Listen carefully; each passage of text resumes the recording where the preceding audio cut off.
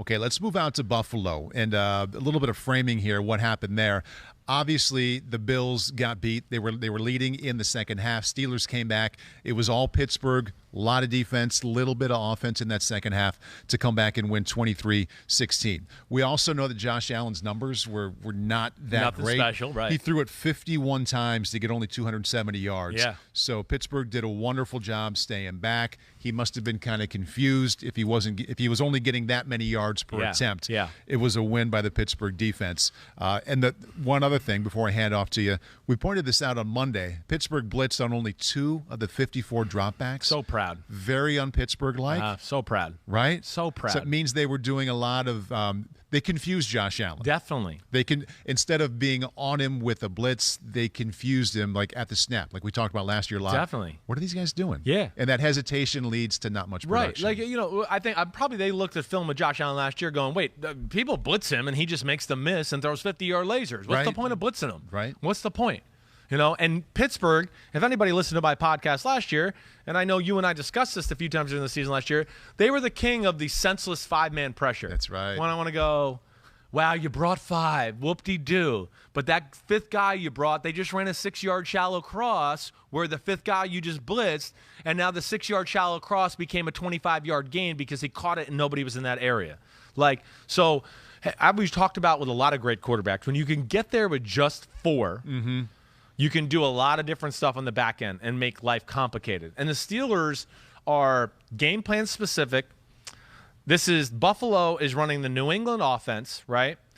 Let's context here is New England was Pittsburgh's daddy in the early 2010s and mid 2010s, right? I mean, they had no answers. So they, I think, have a really good understanding of the rules of the Patriots offense now too.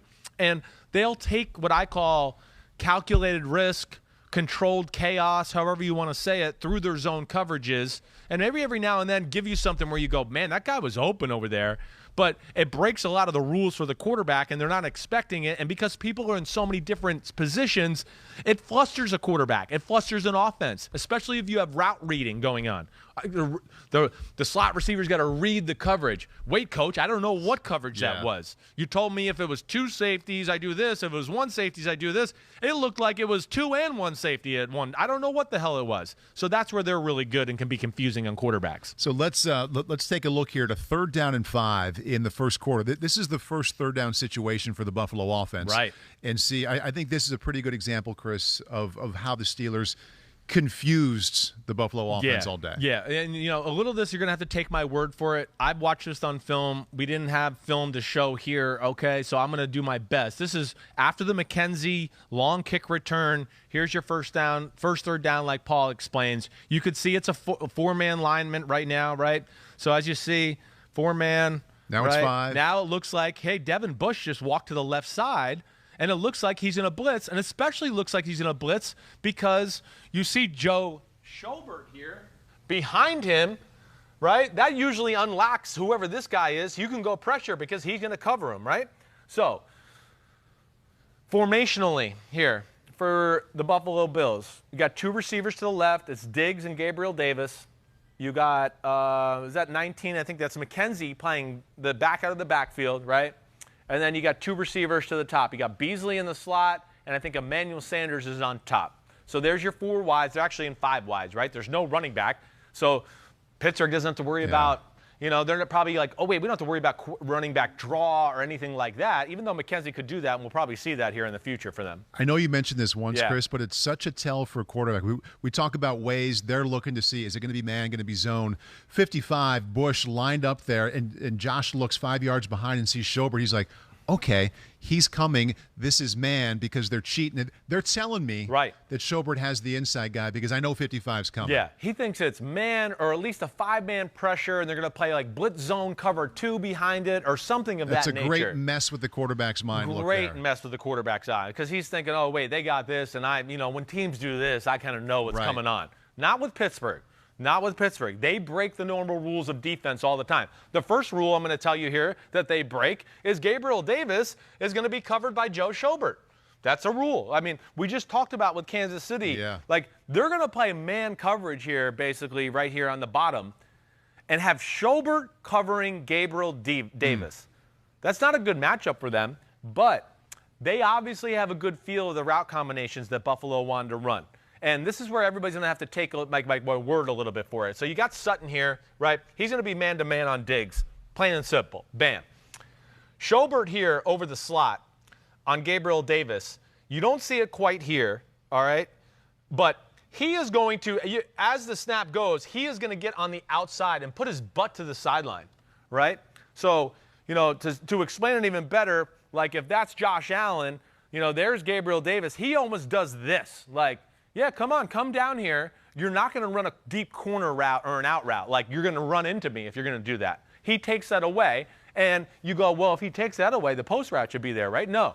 They got a deep safety back there that's looking for that. So he knows he doesn't even have to worry about inside breaking routes. All he's got to do is not let the guy get outside of him. That's his only rule. So that's the first thing they do.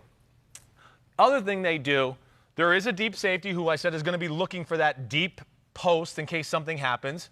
And then there's going to be another safety that rotates down that's going to look for short crossers, especially because, again, this is the New England offense. What are you looking for? Edelman, Wes Welker over the middle is going to be a big thing for this team, right, on a 3rd and 6. Well, they got Cole Beasley. He's their Edelman or Wes Welker. All right, so Josh Allen, now he gets the snap. You could see his eyes are to the right here, all right?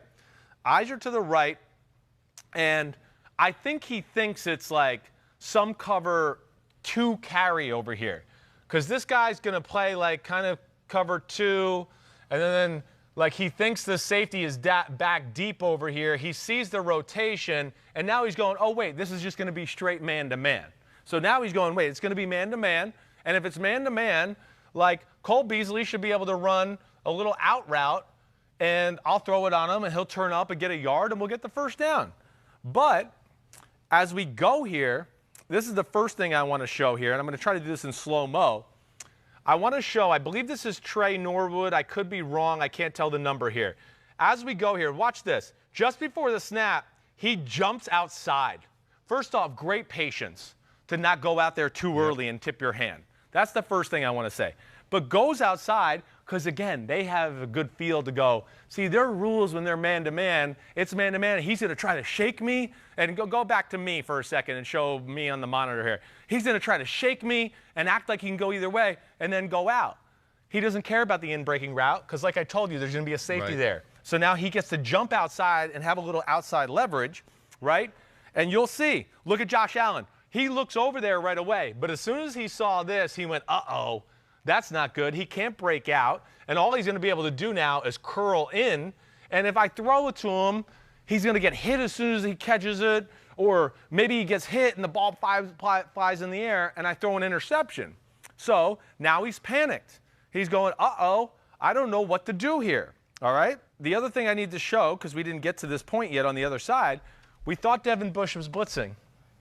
He's not. But they know, again, this is where I know they must know this offense really well. He doesn't blitz. He's here for the back free releasing all the way. He gets out here and cuts off McKenzie from getting any look over here that's going to even like bring Josh Allen. So that screws Josh Allen right off the bat.